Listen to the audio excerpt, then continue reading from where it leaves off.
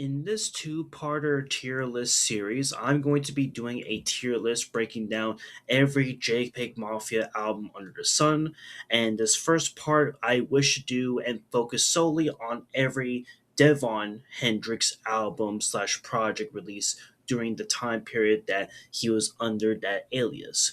And I figured to do this because one, I want to respect the vision of the Devon Hendryx albums, and for that reason alone, I decided to just make this video alone solely dedicated to the Devon Hendryx discography and what have you. So that is essentially the reason number one. Reason number two is, given that this is Peggy we're talking about, Peggy's album since the Devon Hendryx days has grown tremendously. That me tearing out all reportedly over 18 plus projects would take me forever. So that's the second reason. We are going to now start off and kick off this tier list with Dreamcast Summer Songs, the first official project by Devon Hendryx that was released around 2008, 2009, roughly around that time period.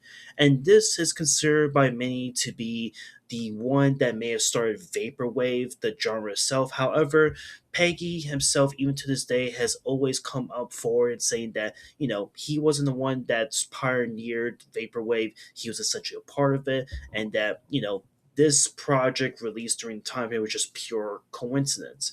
And honestly, truthfully, when you listen to these six tracks, because it's a relatively short album at the end of the day, this is nothing but pure instrumentals out of the wazoo. And I can see why the vaporwave influences definitely fell. This project, in my view, has a lot of amazing switch ups, a lot of amazing highlights. This is like the blueprint of what was to come, of what Peggy's like production choices and style would be from this point forward. And while there is like no rapping on this, you only hear the samples in the background. It does have some really strong, amazing highlights that I could be here all day breaking down every detail of every sample or really cool switch up that happens throughout this project. So again, expect this to be an instrumental palette that you're going to experience when you first come across Dreamcast Summer Songs. And believe me when I say that there are a lot of highlights, and I think if for any that's a huge Peggy hardcore fan, you're going to get a lot of bang for your buck for this instrumental, even if maybe it's not going to be one that you can see yourself going back to and repeating over and over again. Which is why, truthfully, I would put Dreamcast Summer Songs uh respectfully, I have to put this in the C tier. It's a good album, a great start, but I think we can all agree that from this point forward, the Peggy canon has gone bigger, a lot more expansive, and honestly, a lot more better, in my opinion. But now we move on to the next big project here, which again, forgive me if it's gonna be out of order, but again, you have to keep in mind the dates for these are super weird now, whack. But I believe the next project after Dreamcast Summer Songs would be Generation Y. Now, Generation Y is an 8-track album that was released in 2010, reportedly, and this one has like two different album covers out of the wazoo.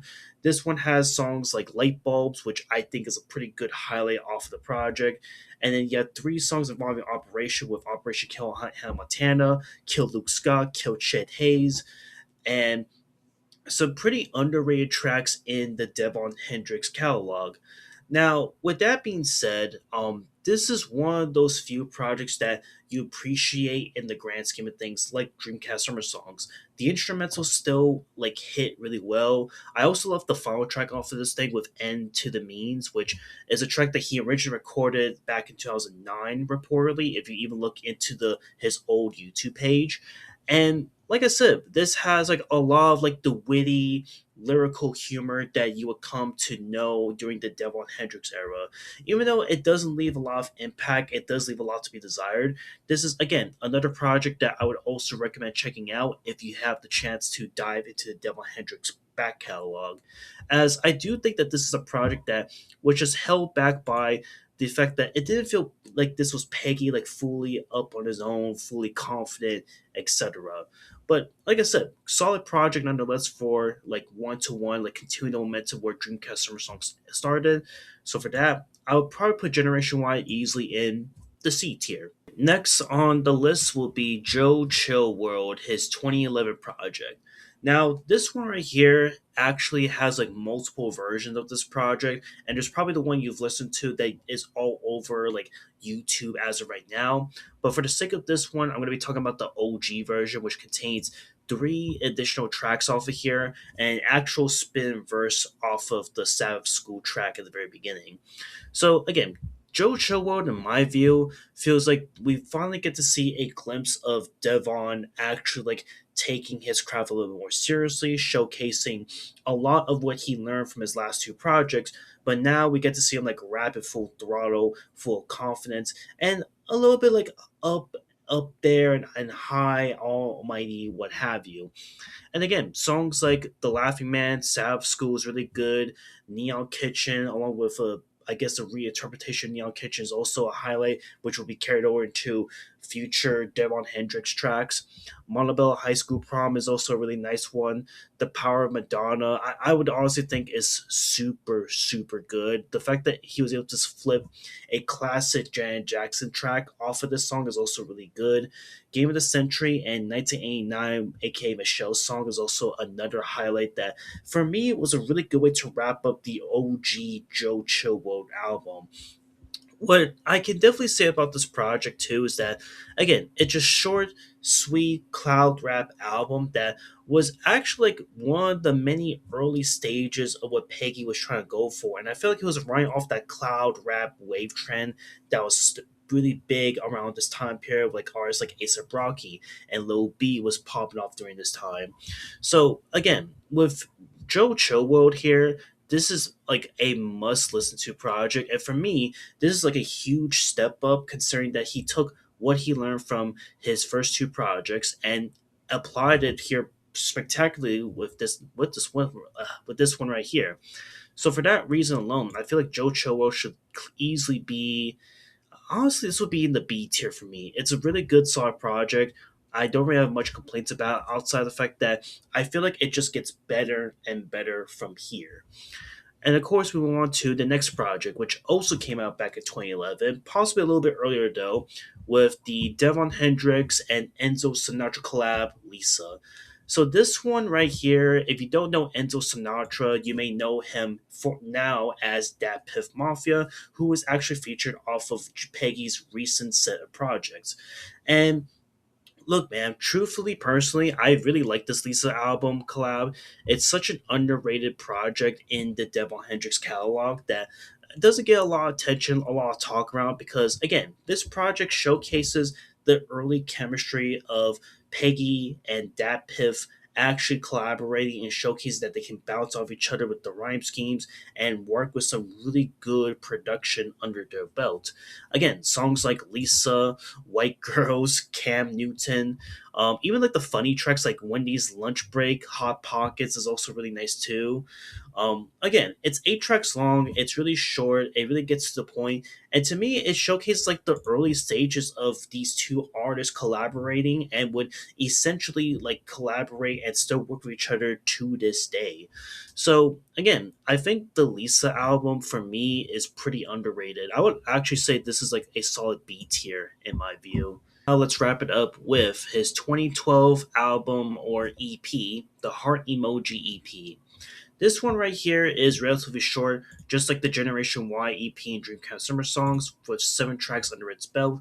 I also would argue it's the shortest album in the Devon Hendrix canon to this day, as again, there's really only like realistically like only like 4 songs out of the 7 that are actually considered actual songs. From songs like Piscasso 5, Max Payne, Fucking Your Girl, and Satan being like this really amazing, morbid closer.